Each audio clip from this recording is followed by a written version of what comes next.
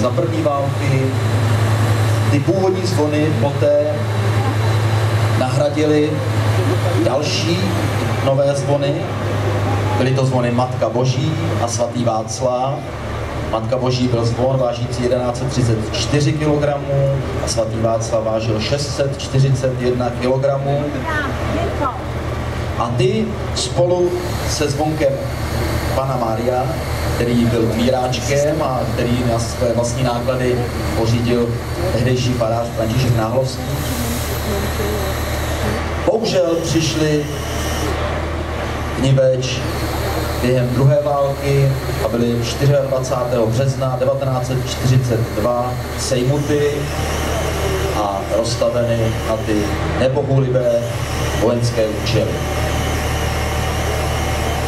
Od 24. března roku 1942 tedy na věži zvonil pouze osamělý svatý Florián, kterého dnes tedy doplňují dva zbrusunové zvony, které navazují na tu tradici a jsou jmenovci těch původních zvonů svatý Petr a svatý Pavel.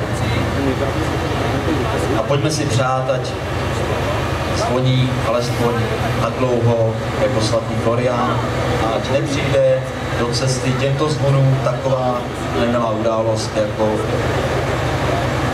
byly obě války, které tyto zvony předešlé už jejich život připravili.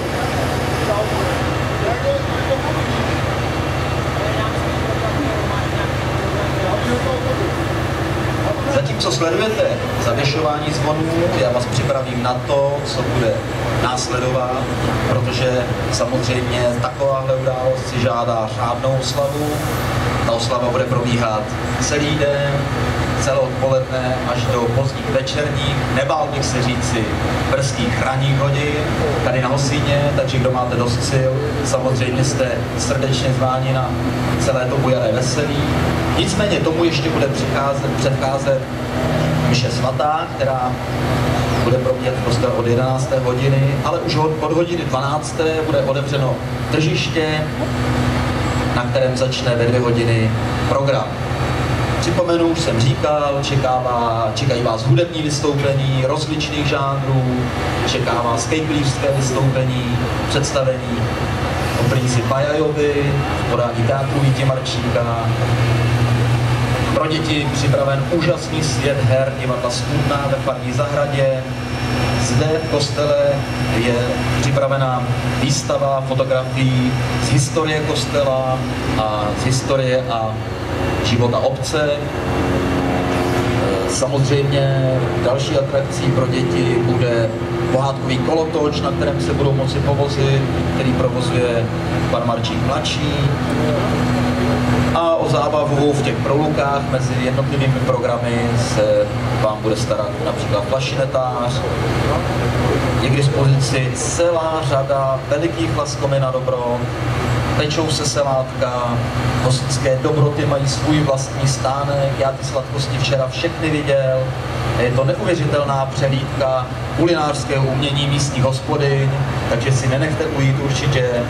Připravena je pro vás kafičkárna, taverna a tolik výčepních zařízení na jedné hromadě, které už jsem neviděl skutečně dlouho.